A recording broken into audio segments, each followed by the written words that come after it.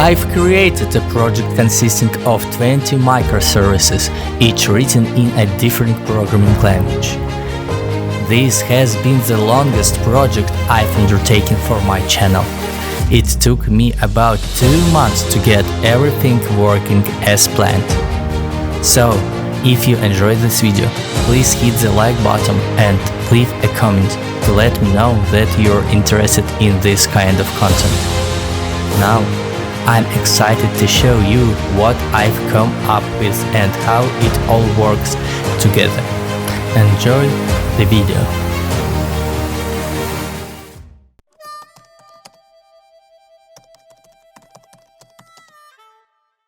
The moment the idea hit me to have a bunch of microservices interacting with each other, I had to figure out how it would all come together.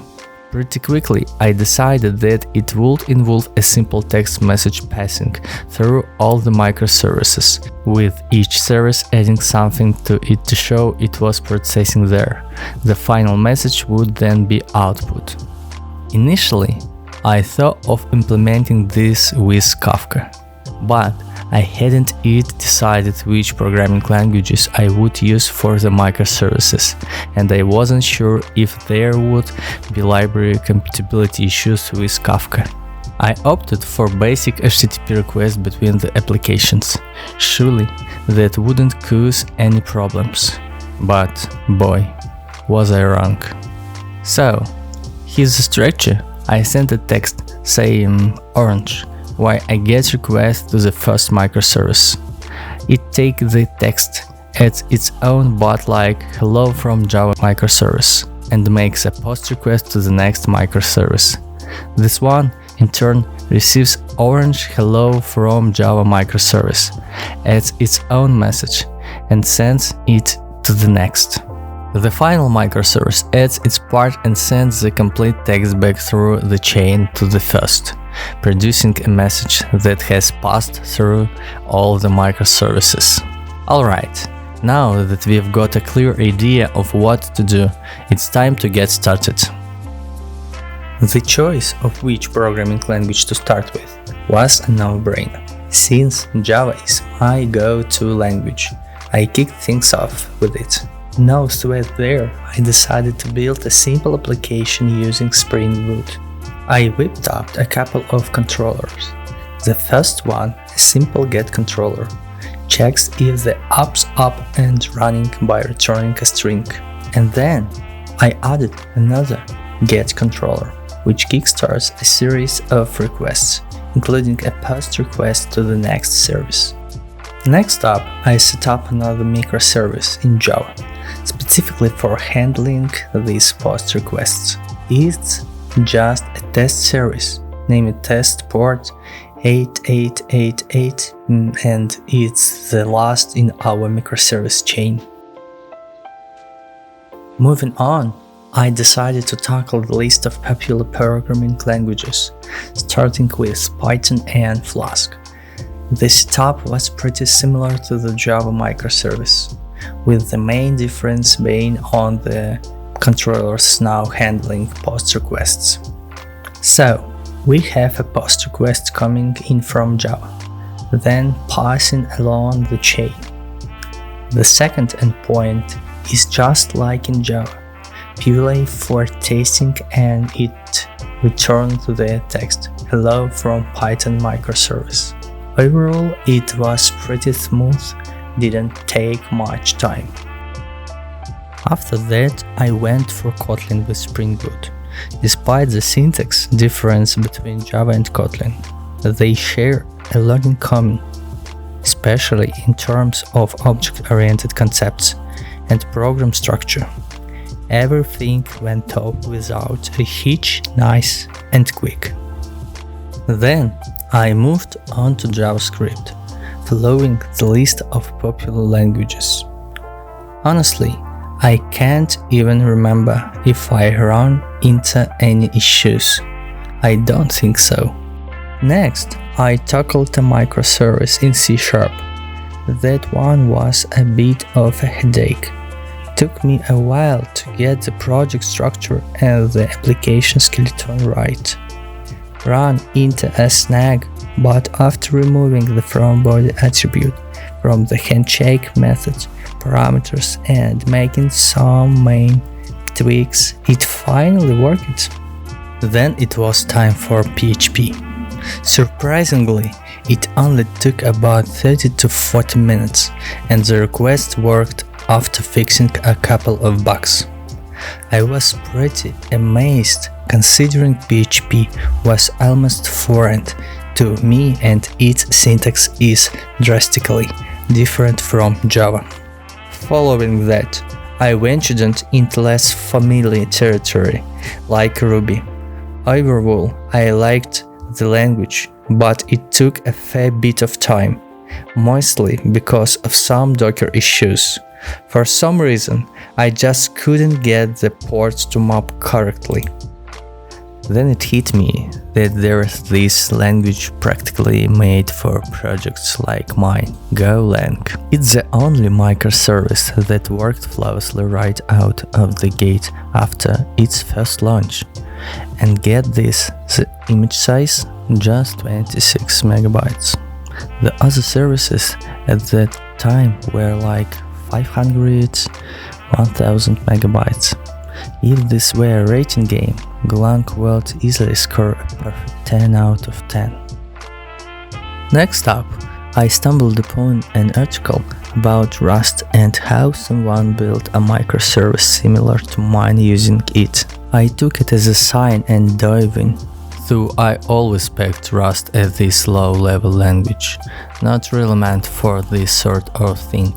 It was fairly straightforward, but man, the image size was huge, around 2.2 gigabytes, though I managed to slim it down to 1.5 gigabytes later. The 10th microservice was built using Scala. Ran into a snag because I decided to use SBT for the build instead of Maven.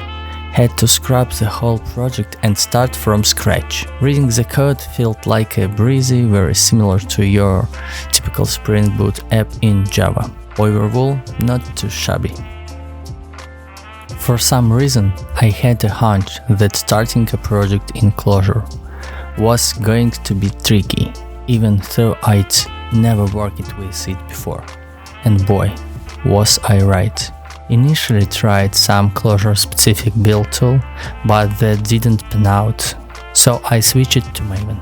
Ran into issues where my jar was compiling wrong, creating stuff in the Clojure namespace instead of my own. Spent ages digging through the guts of the jar, but finally got it to work.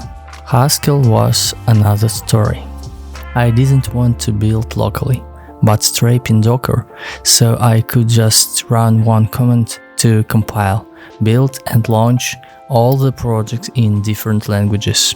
The image ended up being a whopping 4 gigabytes, but I managed to reduce it to 2.6 gigabytes. At that point, it was the most time-consuming microservice, taking about 2.5 days. Little did I know what was coming next. The most tedious microservices so far has been Erlang. I thought it would be smooth sailing considering RabbitMQ is written in Erlang. Initially, I was missing a config file describing the app's properties, dependencies and environment. Then the project wouldn't compile, files written being created. Later, compiled files couldn't be found because Rebar 3 wasn't saving them in the default directory. Had to manually set in the CMD. I spent almost 2 weeks on it in between work. Got huge help from these Erlang community programmers.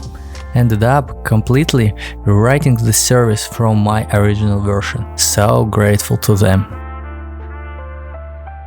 After wrestling with Erlang, I was prepared to ask for help from colleagues if I ran into trouble with Swift. For my app, I choose to use a server-side Swift framework like Webber, which handles HTTP requests and serves as a server. Ran into a minor hiccup with ports, but overall it was smooth, pretty much rapid setup in an evening. Dart really took me by surprise. I built the service in like an hour, got it running on the second try, just a simple SDK dependency version issue. The endpoint started working on the second empty due to a syntax error, and what really blew my mind was the image size, just 10 megabytes. I thought Golang's 26 megabytes image was small, but Dart was a pleasant surprise. Really cool stuff.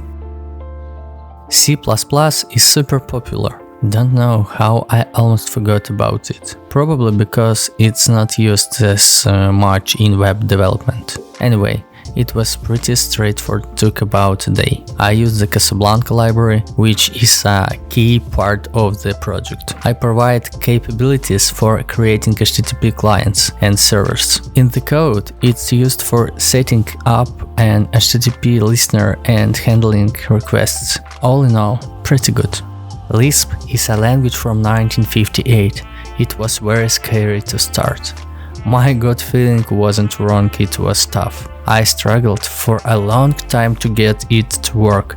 The endpoints just wouldn't function at all. There's not a lot of material on this language, and it's hard to tell which libraries are up to date and functional. After 2 weeks of unsuccessful attempts, I decided to drop it. But while I was working on the next microservice, I got in touch with someone who's a huge fan and a real pro at this language. He completely took over and built the service.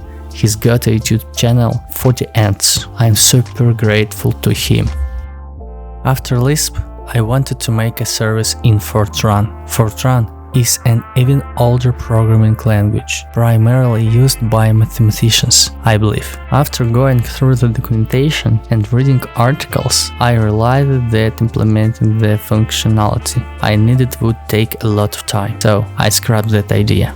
Next was a microservice in C. Right off the bat, I had issues with the makefile, fixed it by replacing spaces with a top. The application launched but immediately crashed. Then, for a long time, I couldn't get the logs to show in the container. I kept bugging the Docker community with questions, only to find out that printf wasn't displaying logs in the console. I had to add a line to disable buffering. Then came a saga with returning text. I kept getting extra characters, plus and %. I couldn't figure out why. I spent days looking for a solution, asking questions on forums. It turned out the issue was with the wrong content type header. The fix was to explicitly set content type text plain in the HTTP headers. After that, I had a similar issue when I tested all the services together, but I solved it in just an hour.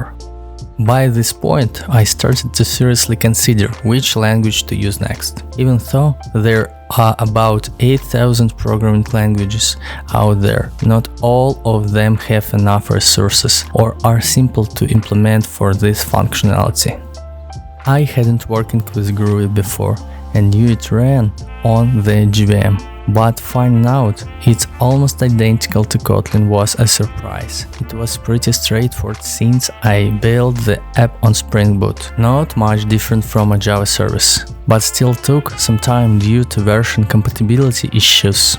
After the Groovy service, choosing the next language was tough. I didn't want to go for languages closely related to those I'd already used, but I wanted to hit a nice round number of 20 microservices. I looked into Cabal, Elixir, Crystal and many more, even considering assembly. I settled on Crystal because I found a web server example on Wikipedia.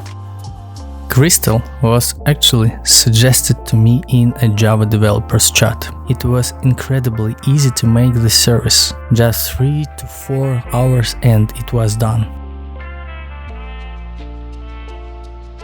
After I finished all the microservices, I decided to revisit the ones I had built locally to ensure they were fully dockerized. with no local builds required. I even switched some over to slim images. And now, the moment I've been working towards, sending a message through all the microservices. We start with a simple text, like hello YouTube, and watch as it gets enriched by data from each subsequent microservice. Seeing the final text compiled from all these microservices is thrilling. This message has traveled through 20 different programming languages and emerged right here. The very thought that languages so varied in syntax, structure and execution speed can work together is exhilarating. Yes, seeing the end result for the first time was a real joy for me. I made a conscious effort to use frameworks and external libraries sparingly, leveraging the native capabilities of each language as much as possible. This project isn't about showcasing perfect, elegant code that adheres to every convention of a given language. The primary focus is on functionality.